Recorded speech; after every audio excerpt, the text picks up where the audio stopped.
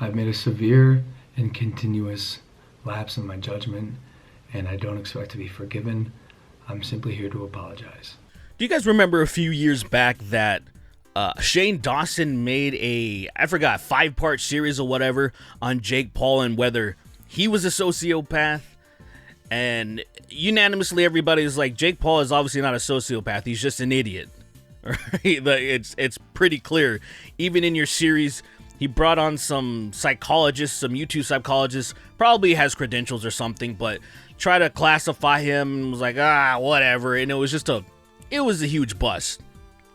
But I feel like it's actually fair to ask the question for Logan Paul, because the type of stuff that he keeps getting himself into, it seems like he kind of does have a certain form of sociopathy, and maybe he's just really good at playing up his emotions. But the kind of stuff, the scams and the things that he's pulled, that he's done over the years, it almost kind of makes sense.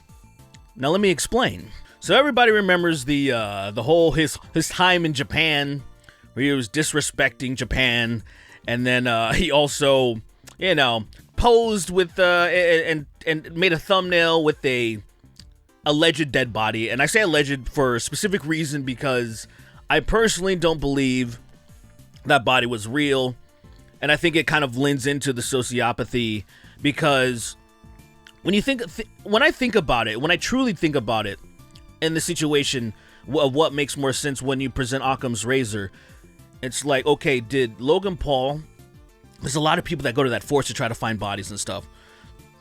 Did Logan Paul, like pretty much the most famous vlogger at the time, just get lucky enough to find it and not anybody else? Or, maybe you would think like a local vlogger that's small, has 300 subscribers, maybe would stumble upon it and would be stupid enough to post and upload it because he has nothing to lose. Or Logan Paul pretends that he found something, even though him and his buddies just staged it. And then they just swept it under the rug when there was a huge backlash. Like, it seems like something that someone who just has no empathy would see, like, this is really stupid to do, because I feel like if you found a real body, you would know, like, oh, you can't put death on the thumbnails. You can't do stuff like that. That's pretty obvious. Like, you can't do stuff like that. You just can't, like, even if you do have a lack of empathy, you're just like, oh yeah, this is obviously against the terms of service. I can't do this. But if it's fake, of course you can do it. It's just a prop. So that's why they went ahead and did it. But then when it backfired, it made more sense to say it was real and he was ignorant than there was malicious intent to fool people. And so, yeah, it's always better. It's just like if you're talking about crime or something. You do manslaughter if you didn't intend to off somebody. It just accidentally happened.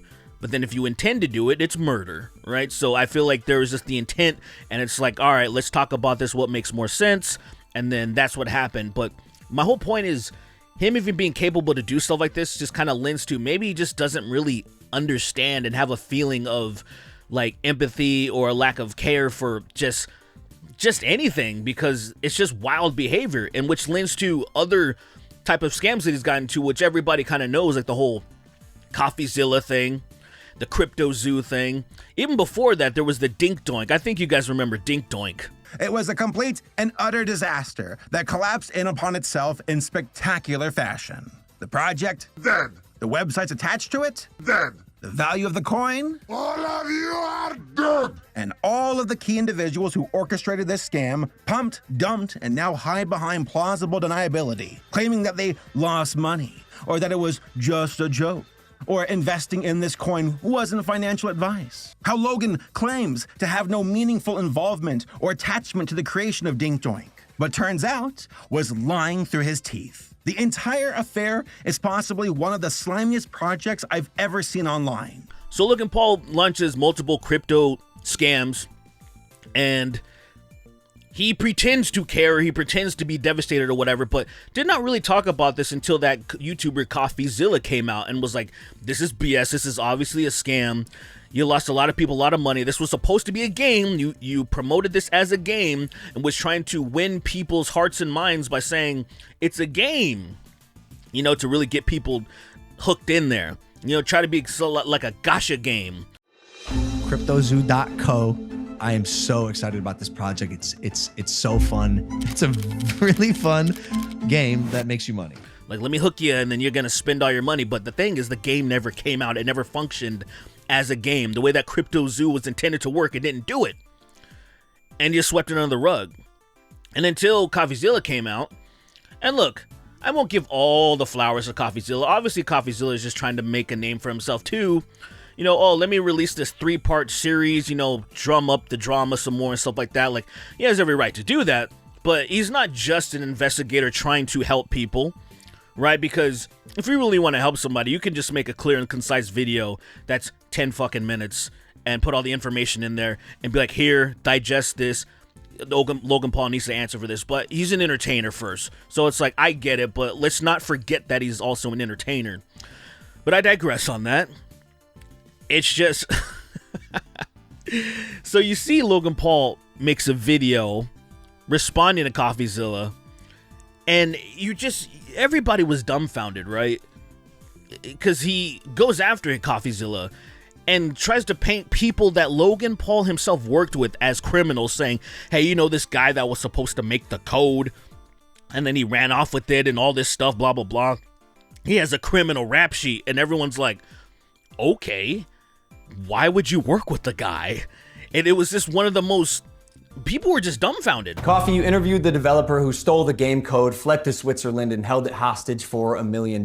Well, his name is Zach Kelling. Surely, as the internet detective that you proclaim to be, you would know that he spent time in prison for multiple felonies, one for aggravated robbery, armed robbery at a liquor store, and the other for, surprise, obstructing the legal process. I can see why you kept him anonymous. It's your boy. You just got fucked up with him. But then it's like, is he just incredibly stupid and just genuinely doesn't understand? And there's people that have, there's like the marionette strings. There are people that are pulling his strings, and he's just so stupid he doesn't understand anything. Like, even when it comes to the Japanese forest thing, was there people that planned it and not himself? And maybe he was too stupid to even realize that, like, we can't do this. Do you know how stupid this looks? We can't put this on the thumbnail and act like it's real because it's an obvious violation of the terms of service. Like, it begs the question. It's like, I feel like it's one or the other.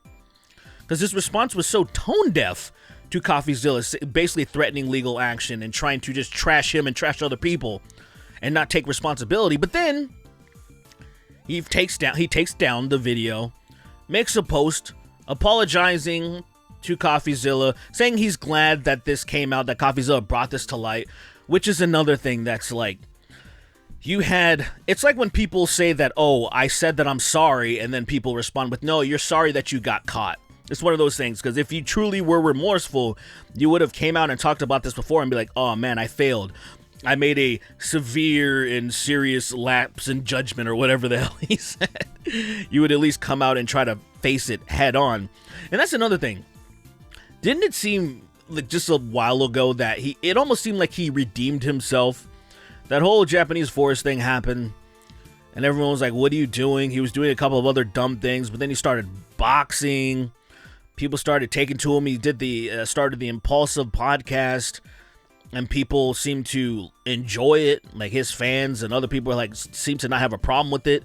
Some of his takes on the podcast seem to be pretty decent. I guess people were gravitating towards and see like, oh, this guy seems like he actually cares about some stuff. Maybe it was scripted, because at the end of the day, how could you? I speculated about this with my co-host on the Snark Tank podcast, and it's like, why and how could he keep doing stuff like this to where he's just doing these crypto scams and all this shady stuff? And then it came to like kind of like a sociopathy thing, or just extreme stupidity. Apparently, Chris Reagan said that he has brain damage. He did a video saying that he has brain damage, which I'm like, okay, I guess that would make sense. He would lean away from sociopathy and be like, okay, this guy's brain is just fried. And I'm like, I'm not sure which one to believe, man.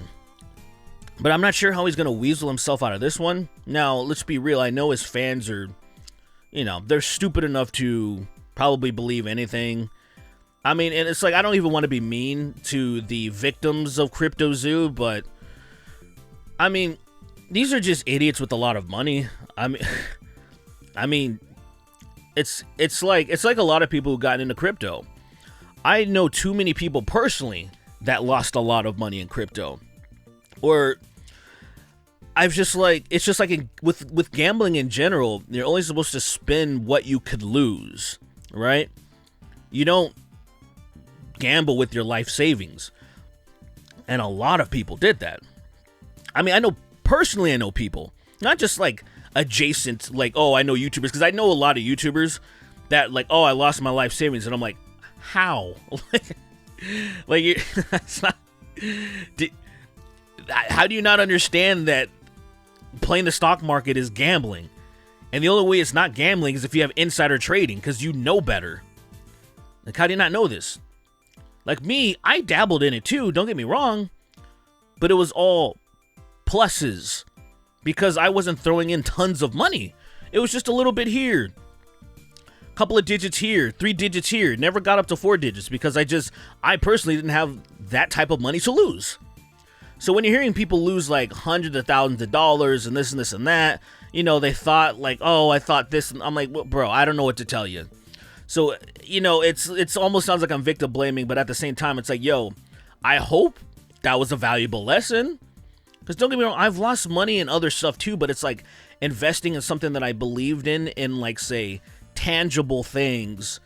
You know, like, oh, I invested in this type of technology or something like that. I bought this thing and I tried to make it work and it didn't work. Not like something just abstract, right? Just something that's like, oh, musical instruments, and I thought like a band was forming or something. I thought and then the thing fell apart, and it's like, well, damn, I invested all this money into this equipment.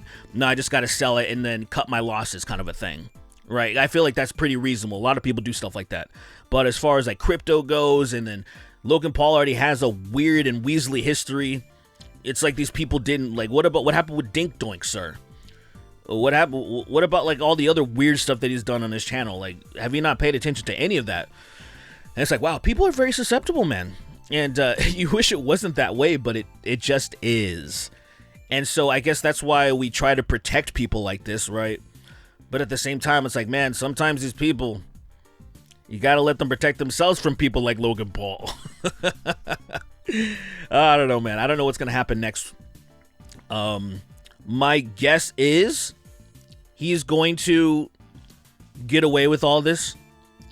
You know, I already forgot about the whole NFT stuff he was doing too, with like the Pokemon cards and all of that mess. I kind of forgot about that. Can he separate himself from all this? I think so. I think his audience, at the end of the day, don't care about this stuff overall.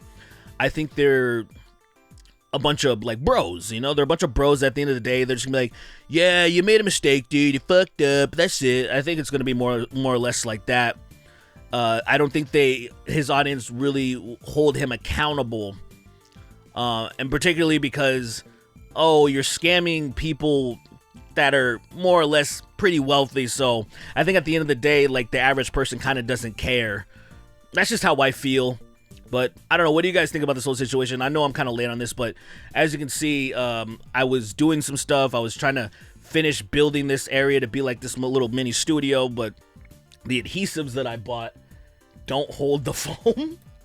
So yeah, I got new adhesive, and I'm gonna do that, start making more stuff, get back on the trolley. But anyway, thanks for watching, listening, guys. You're the best, and I'll see you in the next video very soon.